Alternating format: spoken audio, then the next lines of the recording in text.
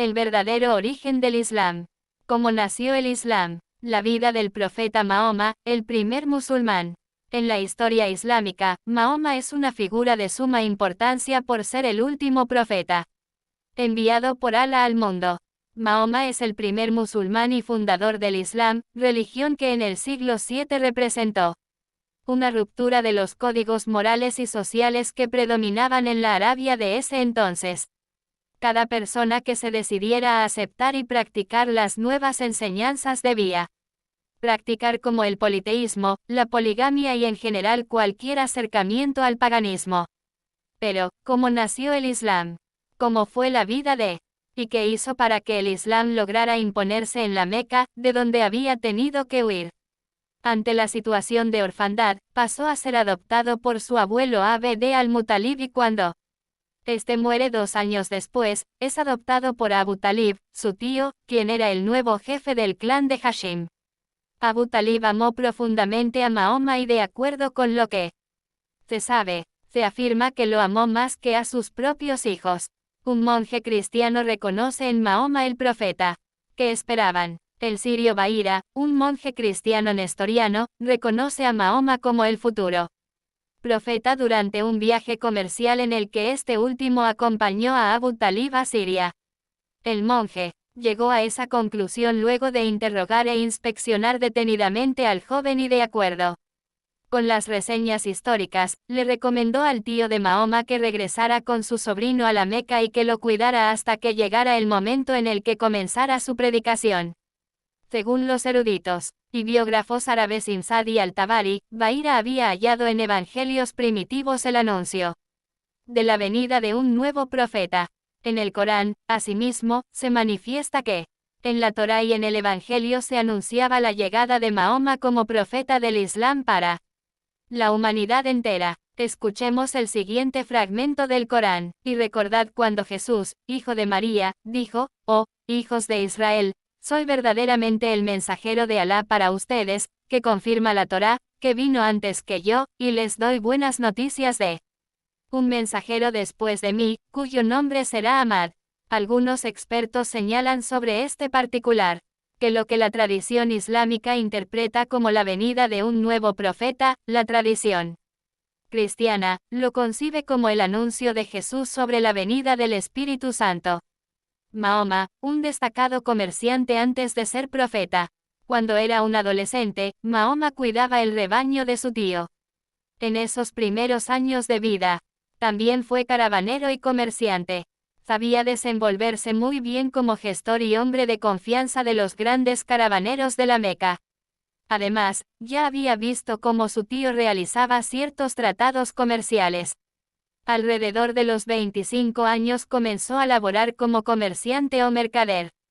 Cuando una mujer rica y viuda lo contrató para que supervisara el transporte de su mercancía a Siria. La mujer llevaba por nombre Jadiyá y ya había escuchado de la honestidad de Mahoma.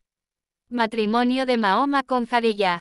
Las destrezas y la honestidad del futuro profeta en el comercio sorprendieron de tal manera a Jadiyá que ella le ofreció matrimonio. Mahoma, con 25 años, y Jadiyá con 40, se casaron en el año 595. El matrimonio elevó el estatus social de Mahoma porque ella era poderosa y respetada, una mujer que pese a haber sido rica desde niña, supo forjar su propia fortuna. Matrimonio en Siria. Aún con la edad de Jadiyá, le dio 6 hijos a su esposo, 2 hombres y 4 mujeres.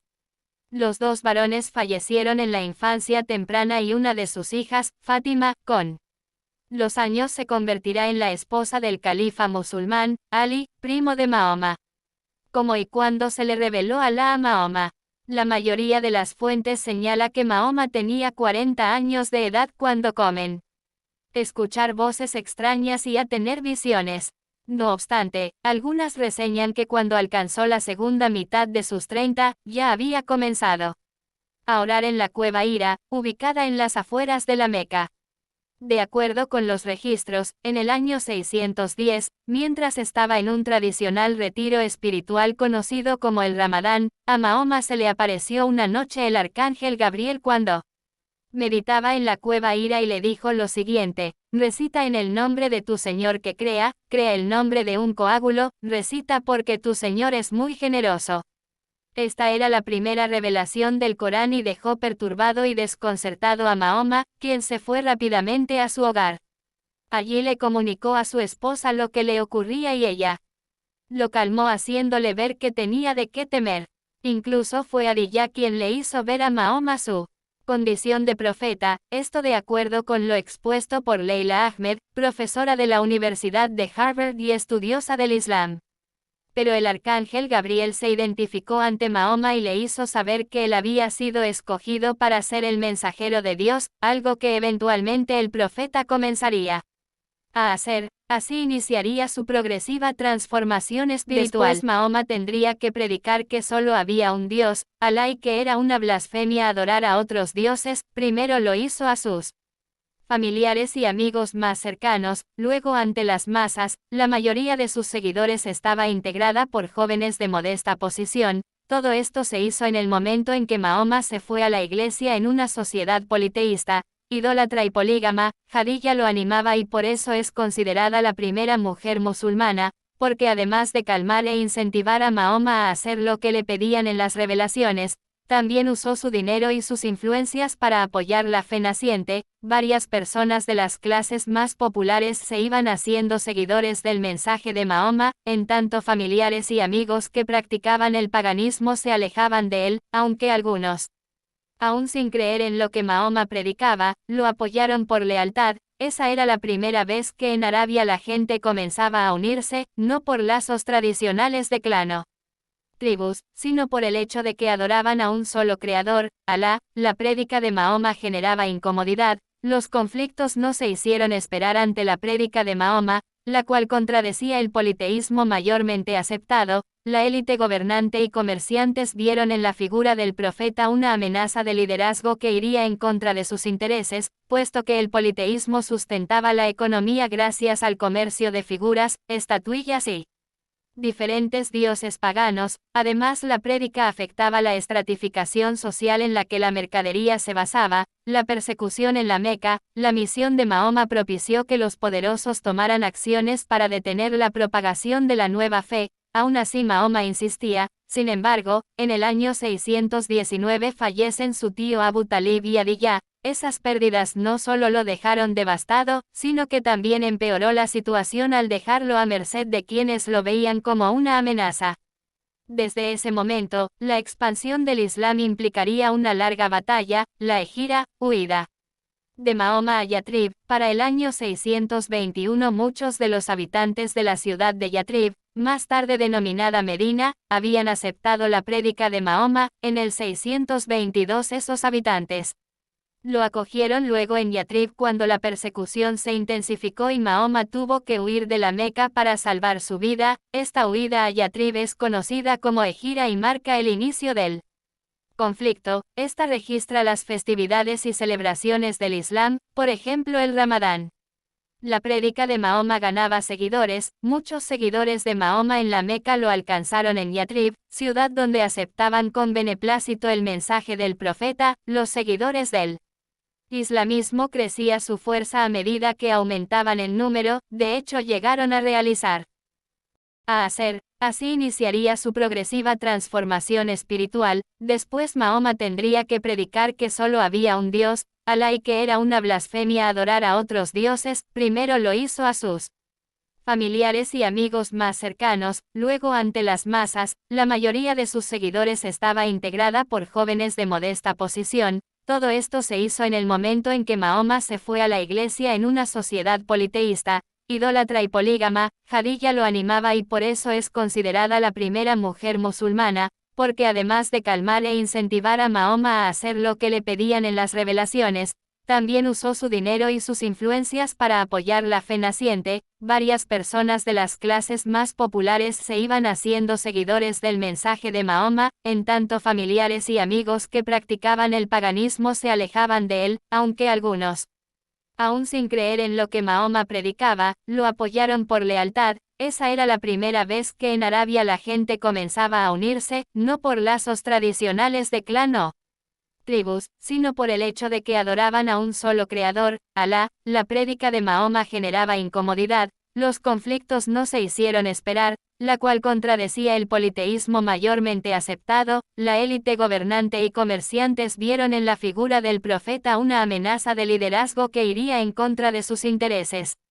Puesto que el politeísmo sustentaba la economía gracias al comercio de figuras, estatuillas y diferentes dioses paganos, además la prédica afectaba los extractos sociales en la que la mercadería se basaba, la persecución en la Meca. La misión de Mahoma propició que los poderosos tomaran acciones para detener la propagación de la nueva fe. Aún así Mahoma insistía. Sin embargo, en el año 619 fallecen su tío Abu Talib y Adiyah. Esas pérdidas no solo lo dejaron devastado, sino que también empeoró la situación al dejarlo a merced de quienes lo veían como una amenaza. Desde ese momento, la expansión del Islam implicaría una larga batalla, la Ejira, huida de Mahoma a Yatrib. En el año 621 muchos de los habitantes de la ciudad de Yatrib, más tarde denominada Medina, habían aceptado la prédica de Mahoma. En el 622 esos habitantes lo acogieron luego en Yatrib cuando la persecución se intensificó y Mahoma tuvo que huir de la Meca para salvar su vida. Esta huida a Yatrib es conocida como Ejira y marca el inicio del conflicto. Esta registra las festividades y celebraciones del Islam, por ejemplo el Ramadán.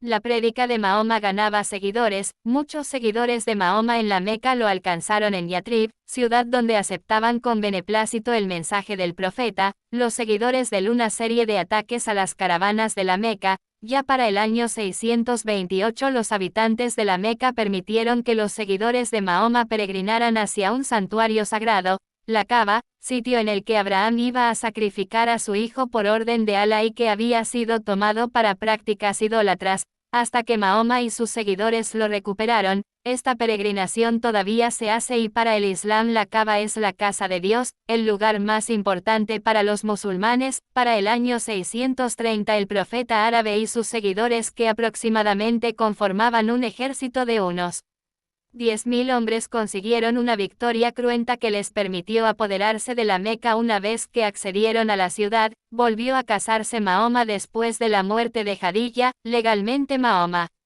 llegó a tener un total de 11 esposas más 2 concubinas. Hay fuentes que aseguran que nunca hubo alguna que se igualara a Adiyah, y se basan en que, mientras estuvo viva, se mantuvo como la única esposa del profeta del Islam. Muerte de Mahoma y sucesión del profeta. Mahoma falleció el 8 de junio del 632, a la edad de 62 años, después de contraer una enfermedad que lo acabó en poco tiempo. El Shahada o testimonio es el primer pilar, que consiste en reconocer a Dios como el único ser supremo absoluto. También consiste en reconocer a Mahoma como profeta. El segundo pilar es el Salat, en el que la oración diaria es fundamental y debe hacerse 5 veces al día. El tercero es el Zakat, que son las limosnas o tributos que se pagan con la intención de ayudar a otros. El cuarto pilar es el Esan, que es el ayuno que se realiza durante la realización del Ramadán. El Hajj es el quinto y último pilar y está referido a la peregrinación que al menos una vez en la vida cada musulmán debe hacer a la Kaaba. A quienes profesan esta religión se les denomina musulmanes. Son monoteístas y, de acuerdo con lo que afirman, viven para someterse a la voluntad de Alá, tal y como lo señala el significado de la palabra Islam. Para el islamismo, todo lo que sucede es por voluntad de Alá. No obstante, da cabida al libre albedrío de cada persona. Para los musulmanes, varios profetas fueron enviados por Alá, pero Mahoma fue el último de ellos, ya que se le reveló la enseñanza del Islam por medio del arcángel Gabriel. Asimismo, respeta a varios de los mismos profetas del judaísmo y del cristianismo, entre ellos Abraham, Moisés y Noé. En esencia, los musulmanes creen en el mismo Dios de los cristianos, un ser omnipresente al que rinden adoración en lugares conocidos como mezquitas. Por tanto, creen en el día del juicio y en la vida después de la muerte. A Jesús lo consideran un profeta y a María también la respetan por siempre reconocer la voluntad de Dios y por ser la madre de un profeta tan bueno. De hecho, en el Corán se hacen referencias a María y la sura de la Iglesia. En el Corán se hacen varias referencias a María y la sura de la Iglesia. La sura 19 está dedicada a ella. Pero ellos son solo mortales que cumplieron la voluntad de Alá, por tanto, no los alaban ni veneran. Dentro del islamismo hay una idea central que se designa con el vocablo jihad, cuyo significado es lucha. El término es empleado en la cultura dominante con un enfoque negativo. Sin embargo, los musulmanes tienen la creencia de que se usa como referencia a los esfuerzos internos y externos para defender su fe. En otras palabras, yihad es la lucha, en ocasiones difícil, por la causa del Islam, y en caso de que se requiera de una guerra justa desde la perspectiva musulmana, se puede incluir la yihad militar. Según algunas fuentes, el propósito de Mahoma nunca fue crear una nueva religión, sino regresar a los principios que Alá había establecido para el bien de la humanidad y que la sociedad había desvirtuado u olvidado. ¿Qué es el Corán? Se trata del principal texto sagrado del Islam que registra las revelaciones recibidas por Mahoma desde el año 610 hasta el año 632 después de Cristo. La información que se maneja es que tras la muerte de Mahoma y durante el califato de Uthman ibn Affan, los seguidores del profeta comenzaron a reunir todas las revelaciones que habían sido escritas en piedras, omóplatos de camello, pergaminos y hojas de palmeras mientras fueron pronunciadas por Mahoma. Se cree que las revelaciones escritas en pergamino pudieron datar de antes de cumplirse 2 décadas de la muerte de Mahoma. Y es probable que la versión actual haya tenido muy pocos cambios en comparación con lo escrito en los pergaminos originales. Solo alrededor del año 650 fue recopilado por completo en forma de libro. El Corán está dividido en 114 suras, que sería el equivalente a capítulos en la Biblia. A su vez está compuesto por 6.236 aleyas, es decir, versículos. La primera sura del libro es Al-Fatihah, mientras que la última es de la Biblia. La primera sura de la Biblia es de la Biblia, es Al-Nas. El Islam reconoce que la Biblia es un libro de carácter sagrado.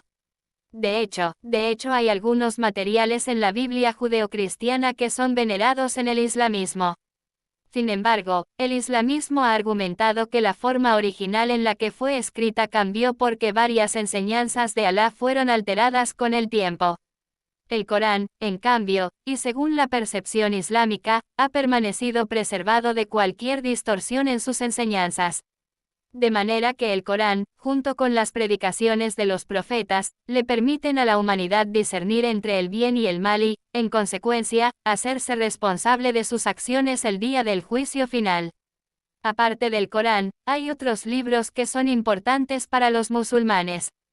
Por ejemplo, el Hadith, la sequía durante el siglo VI y el crecimiento del Islam.